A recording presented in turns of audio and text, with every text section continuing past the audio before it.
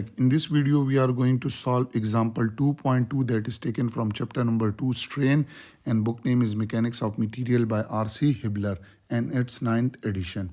So statement is when force P is applied to rigid lever arm ABC in figure 2.5a. So this is the figure. The arm rotates counterclockwise about pin A through an angle of 0.05 degree. Determine the normal strain developed in wire BD. So you can see this is the figure. This is rigid arm ABC, and this is supported at point A by using pin support. And this rigid arm can rotate counterclockwise through an angle of 0.05 degree by the action of this force. Clear? So you can see that this wire will stretch when this rotates through this 0.05 degree. So what will be the change in length? This will be the change in length. So you have to find the normal strain developed in wire BD. I have shown this in the figure that due to this load P, this arm can rotate. This was the initial, and now it's rotate through an angle of 0.05 degree. So you have to determine the strain in this wire BD. So let's start with the solution. First step is that let this angle is alpha and this total angle is equal to phi. So we'll find this alpha by using the formula. Tangent of alpha is equal to, for right angle triangle, that is over here, you can see this is 400 and this is 300, and this is at right angle to each other. So by using this tangent of alpha, which will be perpendicular over base, so perpendicular is 400 millimeter and base is 300 millimeter. So we will get alpha is equal to tan inverse 400 divided by 300. And when you solve this, you will get alpha will be equal to 53.1301 degree. Okay, now we'll find this phi. So I will write it that this phi will be equal to, you can see this is the total phi. This is phi. So this phi will be equal to 90 degree minus this alpha will give you this portion.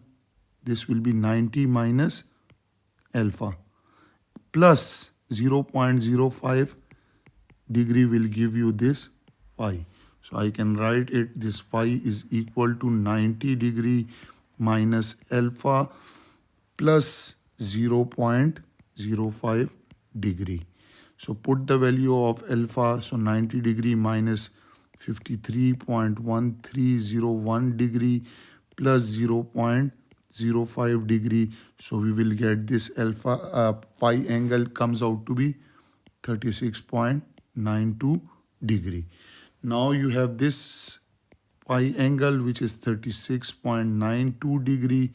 So what we will do is that we will use Pythagoras theorem.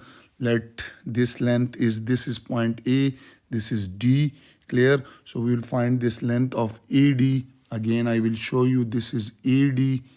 This is the base perpendicular, and this is the base for this alpha angle. So by using Pythagoras theorem, we will find this length AD. So I will write it by Pythagoras theorem. Length of AD will be equal to under the root 400 square plus 300 square. And when you solve this, you will get length of AD will be equal to, it will be 500 millimeter. Now you have this LAD. So what we will do is that we will take this triangle. You can see this triangle, this one. So in order to find this total length of this portion. Clear?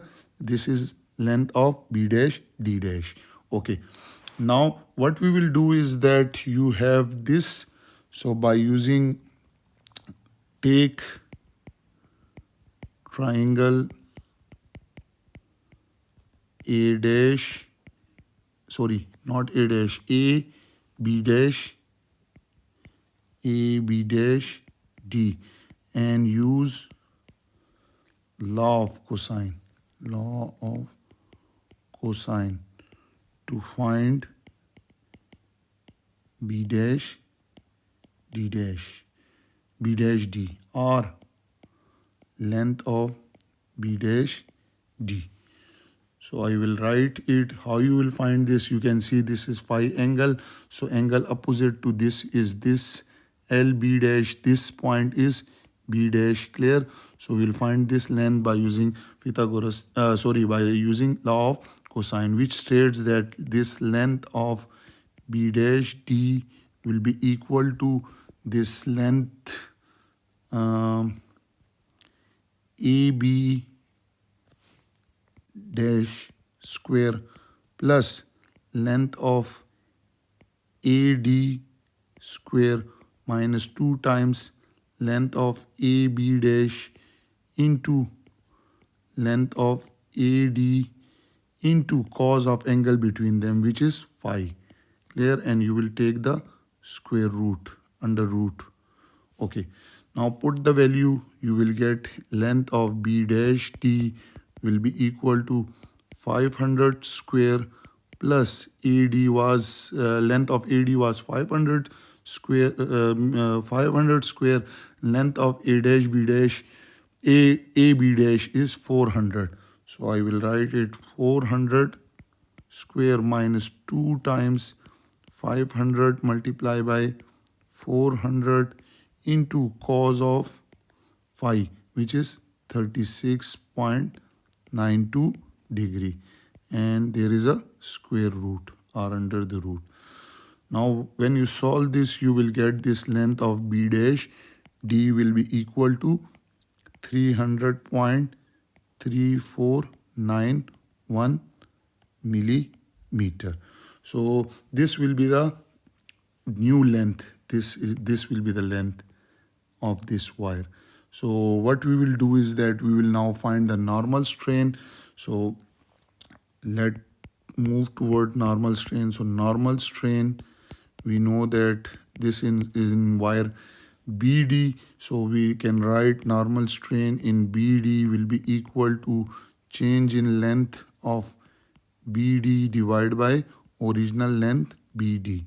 And this change in length is final length, which is LB dash D minus original length, which is LBD divided by LBD. So final length is, our new length was 300.3491 minus original length. You can check it here. This is 300 millimeter. So minus 300 divided by this 300 will give you the strain in wire BD, which comes out to be 0.00116 millimeter per millimeter, or it will be a dimensionless quantity. Okay, so this is the answer of our this question. Now we will solve this problem by using another method, which is very easy and you will find it interesting as well. So what we will do is that since the strain is very small, you can see from this the strain is very small. So this result can be obtained by approximating the elongation of wire BD as delta LBD. So we can write this. Let me zoom it. This length is delta LBD, change in length of BD. Okay, so we can find this by using approximation. So you can see this is the delta LBD, this length is 400 and this theta is 0.05 degree. So by using S is equal to R theta, we can also find the change in length. Okay, so I will write it. This change in length of BD will be equal to theta into LAB. Okay, you can see here that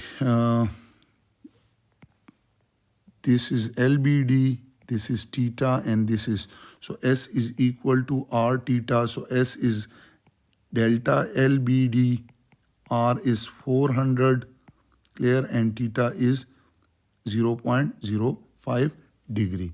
So what I will write is that this degree is 0.05 degree multiplied by this LAB is 400 millimeter.